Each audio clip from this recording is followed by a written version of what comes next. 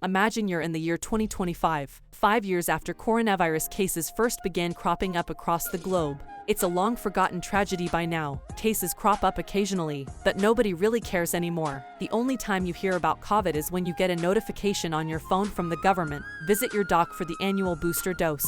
Besides that, there's nothing else. The masks are gone, the social distancing is gone, and the lockdowns, all gone. But in China, things are a little different. The state keeps imposing lockdowns every time someone catches a cold. Everyone still wears a mask and testing is commonplace. The zero-COVID strategy remains firmly in place, while the country continues to cede ground to other developing economies. They once contributed 30% of the world's manufacturing figures, but now they're struggling. Businesses and industries have moved away, disappointed by the constant lockdowns, and the world isn't dependent on China anymore. Imagine this happened. Well, none of this is true, but there's a reason why we outlined this hypothetical scenario. China is relentless with its zero-COVID strategy. It's the only country in the world that's relying on lockdowns, isolation, and mass testing in 2022. Every time a case pops up, the country goes into overdrive and shuts everything down. Schools, offices, parks, everything. Yup, 2.5 years after the pandemic, this is still happening. 2.5 years after vaccines and boosters have been made available, China's still holding on to the last vestiges of a COVID policy pioneered way back in 2020,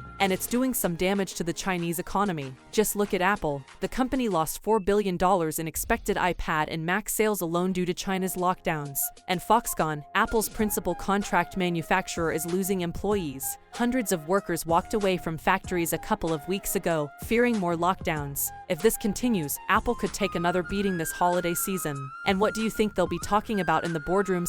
They'll probably be looking at alternatives. And it's systemic.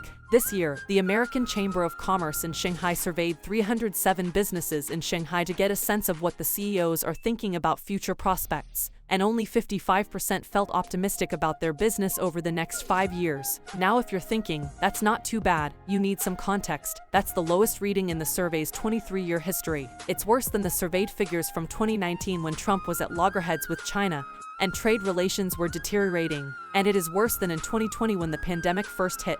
And the proof is in the pudding. Apple has already moved some of its manufacturing to India. Google's expected to move some of its manufacturing units to Vietnam. Microsoft is already manufacturing gaming consoles out of Vietnam. And Amazon's building Fire TV devices in India. Also, according to transport economics firm MDS Transmodel, China's share of global exports has already fallen from 64% to 53% in furniture, and from 41% to 37% in clothing and accessories in the past few years. But let's not get too excited about India's prospects. A study conducted by Nomura found that 56 companies relocated production from China between April 2018 and August 2019. 2 companies went to Indonesia, 11 to Taiwan, 8 to Thailand, 26 to Vietnam, and only 3 came to India. So we still aren't a preferred destination. But what about China? Will China ever stop imposing the draconian zero-COVID restrictions? Well, we don't know. The thing is, they found some early success by imposing these harsh rules. While most countries were struggling with debts, disease, and administration failures, China managed to wriggle out of the first wave relatively unscathed.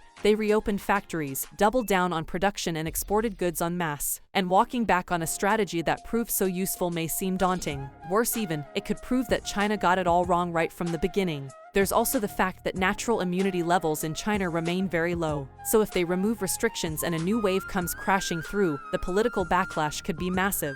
And some experts contend that their vaccines may not have been as effective as other vaccines that hit the market these last few years. So there's a massive political implication if China were to move away from the zero-COVID strategy. But what if the economic implications are even more damaging? Well, it's a tough choice. Maybe they'll figure out how to walk the tightrope, or maybe they won't.